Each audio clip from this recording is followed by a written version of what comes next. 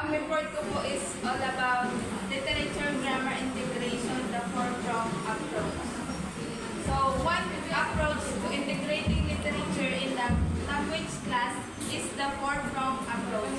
Developed by Basilica Manhit, reading professor of the University of the Philippines. The approach is rooted in several philosophical foundations, mainly it literature-based, it is holistic, and it is emphasis is on the process of transfer. So, may apat po na prongs. Yung una is first, from genuine love for reading. So, the objective in this stage is to develop learners' appreciation to read. To achieve it, teachers need to select a literary selection, a story or a poem that is appropriate to the learner's characteristic, interest, age, and vocabulary level. So, dito po is yung dinedevelop lang po ng teachers yung learners' appreciation to read. Pwede po natin i-ano dito yung unlocking difficulties or motivation. So, pre-reading activities involve motivating the learners to create interest for them to read, activating the prior experiences related to the reading selection can make learners see the connections between what they know and what is to be read. Difficult words are unlocked. So, ini-involve dito po yung motivation nga para ma-create yung interest ng mambabasa o kaya yung mga students, and difficult, yung unlocking difficulties nga. Before the learners read, a motive question is raised. It is a question about the reading selection that will engage the learners into an active inquiry as they read.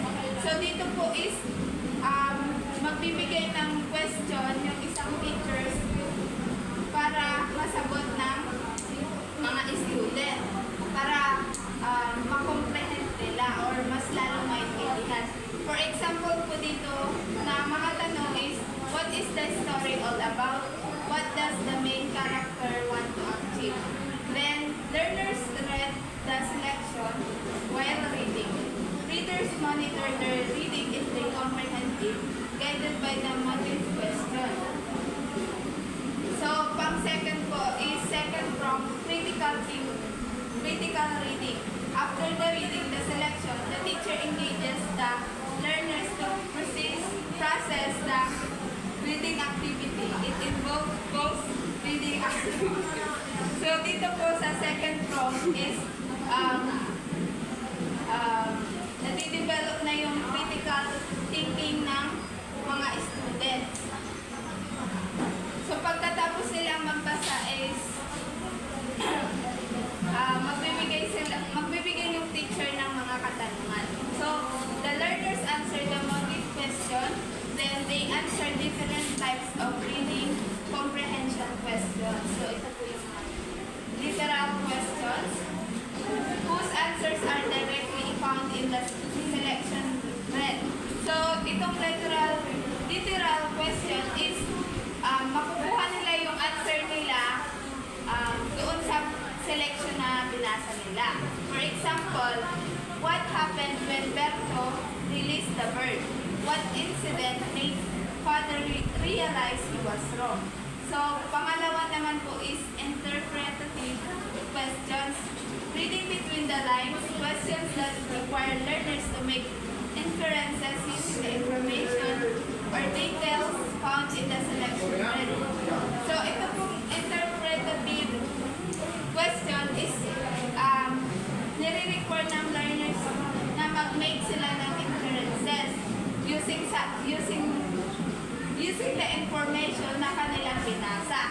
For example po dito, na mga question is based on the description of other characters about Joan. What kind of a girl is she? Why was Ray still happy even when the birthday party was cancelled? So, evaluation of critical thinking, questioning the text and the author. Learners' focus shift to the assessment of the implicit message of the reading selection, questioning the message and purpose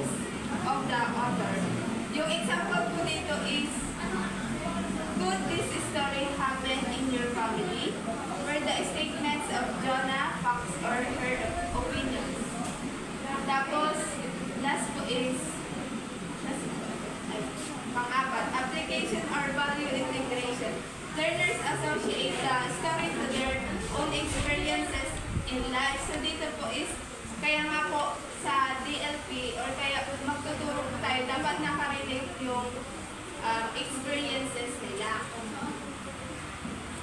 For example po dito is, what part or incident in the story that you see yourself? Why do you like or dislike this story? And the last one is creative understanding. Learners transform the message they understood from the reading selection in a new form. They may be asked to draw and color the character they like the most. Make a jingle or rhyme that convey the moral of the story or act out the scene in the story they like the best. So itong creative understanding is, yung binasa nila is, magdodraw na yung mga students sa character na kanilang binasa, or pwede rin gumawa sila ng jingle or yun lang po.